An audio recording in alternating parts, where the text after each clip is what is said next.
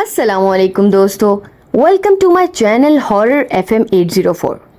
तो दोस्तों कैसे हैं आप सभी लोग। उम्मीद करती हूँ आप सब खैरियत से होंगे। दोस्तों आप सबसे पहले एक गुजारिश है कि प्लीज़ मेरे चैनल को आपकी सपोर्ट की ज़रूरत है, तो प्लीज़ मेरी वीडियो को लाइक किया करें और मेरे चैनल को सब्सक्राइब ज़रूर कर लें। और दोस्तों मैं उन तमाम सुनने वालों का दिल से शुक्रिया अदा करती हूँ जिन्होंने मेरी स्टोरीज़ को सुना, पसंद किया और मेरी हौसला अफजाई की। तो दोस्तों आज की स्टोरी बहुत हॉरर होने वाली है, तो जिन लोगों को डर लगता है वो जल्दी से आयतुल कुर्सी पढ़कर अपना हिस्सार कर लें। आप लोग चारों को लाजमी पढ़ा करें। चलें जी, हैंड फ्री लगा लें और आंखें बंद कर लें। जिन और शयातीन इस इंसानी बस्ती में एक ऐसी मखलूक हैं जो हमारे साथ रहती और बसती हैं और जिंदगी के हर मोड़ पर उनसे हमारा वास्ता पड़ा हुआ है। वो हमसे इतने करीब हैं कि हमारी रगों में दौड़ने वाले खून के साथ वो भी हमारे अंदर हैं। हमारे नफ्स पर सवार, दिमागों और ख्यालात में रचे बसे। गर्ज इस इंसानी बस्ती में जहाँ जहाँ इंसान आबाद हैं वहाँ वहाँ ये भी साथ हैं। मगर अचानक बुध की रात घर में फिर वही सब कुछ होने लगा जो खान बाबा के दम करने पर हुआ था। पूरी हवेली किसी दरख्त की टहनी की मानिंद झूम रही थी। खिड़कियां और दरवाजे बज रहे थे। घर के तमाम लोग सादिया के इर्द गिर्द जमा थे कि अचानक देखते ही देखते कमरे में काला धुआं भर गया और घुप अंधेरा छा गया। अंधेरे के छटते ही सबके पैरों तले जमीन निकल गई। गर्मी की हब्स ज़दा रात में हवेली के सहन में सोई सादिया की आंख प्यास लगने से खुली। अपने इर्द गिर्द चारपाइयों पर सबको सोया देख वो दरख्त के नीचे रखे हुए पानी के घड़े की जानिब बढ़ती है। सादिया ने पानी का ग्लास उठाने के लिए भी हाथ बढ़ाया ही था कि उसका हाथ कोई दरख्त के अकब से मजबूती से दबोच लेता है। सादिया घर वालों को मदद के लिए आवाज देना चाहती थी, मगर उसकी आवाज खौफ और दहशत की वजह से उसके गले में ही दबकर रह गई थी। सादिया, बेटा यहाँ क्यों बैठी हो? अब्बू की आवाज पर सादिया का हाथ दरख्त के अकब में मौजूद मखलूक झटके से छोड़ देती है। बेटा मुझे भी पानी देना। सादिया बहुत मजबूत आसाब की मालिक थी। जल्दी से हवास संभालते हुए पानी का ग्लास भरकर अपने अब्बू को थमा देती है। सादिया रात वाले वाक़े से काफी खौफजदा थी। आखिर वो क्या चीज हो सकती है? क्या वो कोई जिन था या चुड़ैल या फिर कोई इंसान?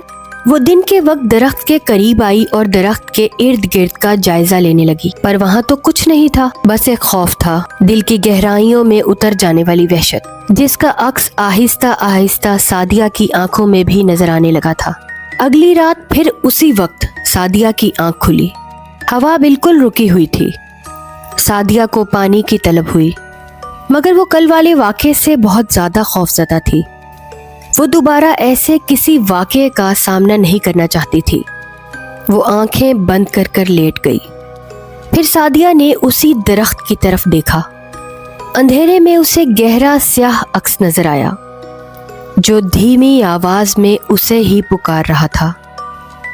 सादिया खौफ से आंखें बंद करके आयतल कुर्सी का विर्द करने लगी। दूर कहीं फजर की अजानें सुनकर उसने अपनी आंखें खोली। आसपास कोई भी अक्स मौजूद न था। ये तीसरी रात थी जब सादिया की आंख रात के उसी पहर खुली। सादिया ने दरख्त की जानिब देखा। दो अंगारा नुमा जलती आंखें उसे ही घूर रही थीं। सादिया उन आंखों की जानिब सकते की हालत में देखे ही जा रही थी। वो आंखें हर गुजरते लम्हे के साथ सादिया के करीब आती जा रही थीं और आखिरकार वो आंखें सादिया के इतने करीब आ गईं कि उन अंगारा नुमा आंखों की निकलती हुई रोशनी से उस मखलूक का चेहरा भी नजर आने लगा। हसीन चेहरा, मगर एक तरफ से जला हुआ, जो हुस्न को मांद करके खौफनाक बना रहा था। सादिया ने जोर से चीख मारी, जिसकी वजह से सारे घर वाले उठकर बैठ गए। अब्बू जब तक लाइट जलाने के लिए उठे, वो अंगारा नुमा आंखें सादिया से दूर होते हुए दरख्त के अकब में छुप गईं। बुखार में तपती हुई सादिया कल रात के खौफ की वजह से थर थर कांप रही थी। सादिया अपने माँ बाप को कल रात के पेश आने वाले वाक़े का बताना चाहती थी, मगर कल रात ही से उसकी ज़बान उसका साथ नहीं दे रही थी। वो ज़ुबान को ज़रा सी भी जुम्बिश नहीं दे पा रही थी। सादिया के अब्बू डॉक्टर को भी बुला लाए। जब डॉक्टर ने चेकअप किया और उसकी हालत बताई कि ये खौफ और सदमे की वजह से बुखार में मुब्तला है, सादिया के माँ बाप बहुत परेशान थे। तीसरे दिन बुखार तो उतर गया, मगर उसकी ये कैफियत थी कि उदास और खामोश बस एक कोने में बैठी रहती और रात के ऐन मुकर्ररा वक्त पर उठ जाती और खौफ से चीखें मारने लगती। सादिया की बीमारी की अयादत को आने वालों का तांता बन चुका था। उन्हें रिश्तेदारों में से एक खान बाबा, जो तकरीबन उम्र में लगभग 95 साल के थे। खान बाबा के बारे में मशहूर था कि वो जादू टोना, तावीज़ गंडे और जिन्नात से इंसानों को पहुंचने वाले नुकसान का नूरानी अमलियात से तोड़ करते थे। खान बाबा ने जैसे ही सादिया की ये कैफियत देखी तो वो समझ गए कि ये मामलात बहुत खतरनाक हैं। ये कोई बीमारी नहीं है बल्कि जिन्नात का मामला है। खान बाबा ने सादिया के अब्बू से दम की इजाज़त ली और दम शुरू किया। अभी दम करना शुरू ही किया था कि हवेली के दरवाजे और खिड़कियां तूफानी हवाओं से बजने लगी, जैसे कोई बहुत गुस्से से हवेली को हिला रहा हो। खान बाबा ने हालात को मद्देनजर रखते हुए दम जारी रखा। हवेली में आंधी का समा था, हर तरफ गर्दो गुबार था। खान बाबा ने दम पूरा किया और आंखें बंद कर लीं। सादिया के अब्बू ने कुछ पूछना चाहा तो हाथ के इशारे से खामोश करा दिया। काफी देर बाद आंखें खोली तो कहने लगे, वो हमारे दरमियान बैठा है और बहुत गुस्से में है। वो यहाँ से नहीं जाएगा और अगर गया तो सादिया को भी अपने साथ ले जाएगा। कौन खान बाबा, कौन? आप किसकी बात कर रहे हैं और वो ऐसा क्यों चाहता है? सादिया के अब्बू ने बहुत परेशानी के आलम में उनसे पूछा। वो एक जिद्दी और खतरनाक जिन है जिसको किसी ने आज से 50 साल पहले काले जादू की मदद से इस हवेली पर मुसल्लत किया था। वो सामने वाला बड़ा और घना दरख्त उसी जिन का बसेरा है। मगर खान बाबा, उस जिन की सादिया से क्या दुश्मनी हो सकती है?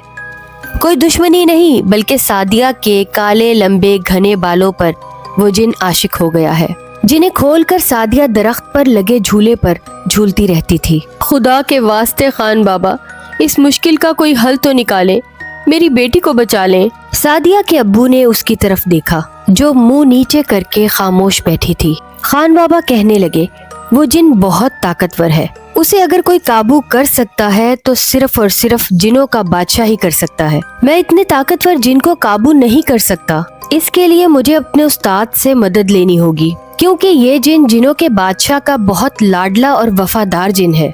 जिस पर कोई आंच आ जाए ये जिनों का बादशाह बर्दाश्त नहीं करेगा। मैं अगली जुमेरात को अपने उस्ताद मोहतरम को साथ लेकर आऊंगा, जो जिनों के बादशाह से खुद बात करेंगे। तब तक सादिया का बहुत ख्याल रखें कि ये हवेली से बाहर ना निकलने पाए, वरना वो जिन उसे नुकसान भी पहुंचा सकता है। सादिया अपने बालों को बांधकर दुपट्टे से ढक कर रखे और हाँ, काले कपड़े भी मत पहने। सादिया अब काफी बेहतर थी।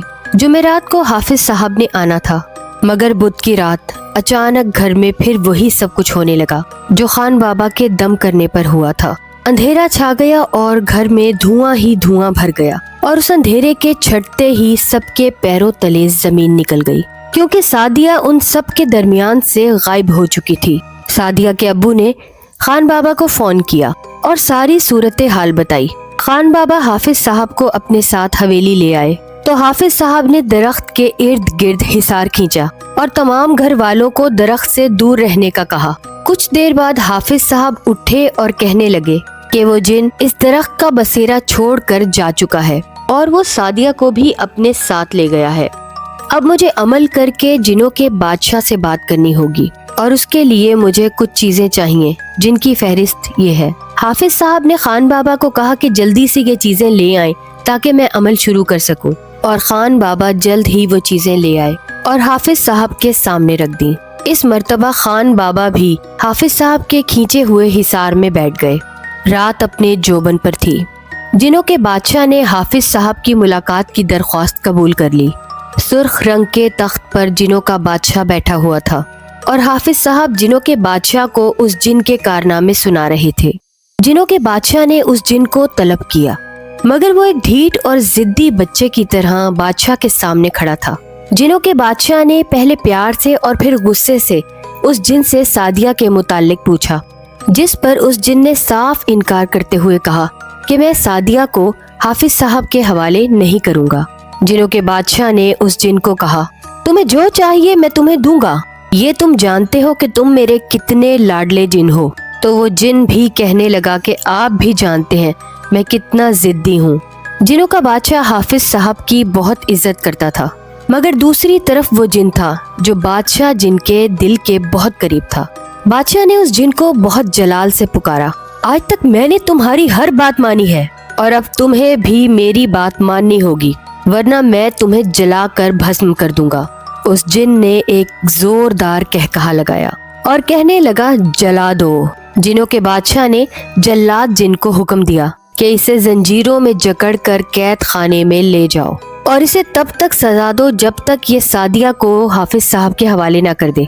3 दिन तक मुसलसल उस जिन को सजा मिलती रही, पर वो ढीठ बना रहा और टस से मस ना हुआ। बादशाह ने आखिरी मर्तबा उस जिन से पूछा, मगर उसने कोई जवाब ना दिया। आखिरकार जिनों के बादशाह ने उस जिन को जलाकर भस्म कर दिया और अपने दूसरे जिनों को हुक्म दिया कि वो सादिया को ढूंढें। अगले दिन उस जिन के बसेरे यानी उसी दरख्त से सादिया की झूलती हुई लाश मिली। सादिया को उसी के बालों से लटकाकर फांसी दे दी गई थी और डॉक्टर्स के मुताबिक उसकी मौत 4 दिन पहले ही हो चुकी थी। उस जिन ने अपनी जिद और अना की वजह से सादिया और अपनी जान गंवा दी और यूं सादिया बेचारी बेमौत मारी गई। तो दोस्तों, इस कहानी से हमें ये सबक मिलता है कि ख़वातीन को चाहिए अपने बाल खुले छोड़कर ऐसी जगहों पर हरगिज मत जाएं जहां ऐसी मखलूक का बसेरा हो। तो दोस्तों, उम्मीद करती हूँ आपको ये कहानी अच्छी लगी होगी। अगर आपको वीडियो अच्छी लगी है तो प्लीज वीडियो को लाइक करें। मेरे चैनल पर न्यू है तो चैनल को सब्सक्राइब कर लें। कमेंट्स में अपनी राय का इजहार जरूर किया करें और मुझे कमेंट्स में लाजमी बताएं कि आप कौन से मुल्क से और कौन से शहर से मेरी वीडियो देख रहे हैं। अपना और अपने प्यारों का बहुत सा ख्याल रखें। मुझे और मेरी फैमिली को भी अपनी दुआओं में याद रखें। अल्लाह ताला हम सबको अपनी हिफाजत पनाह अमान में रखे और हर बुरी शय और मखलूक से बचाए। आमीन।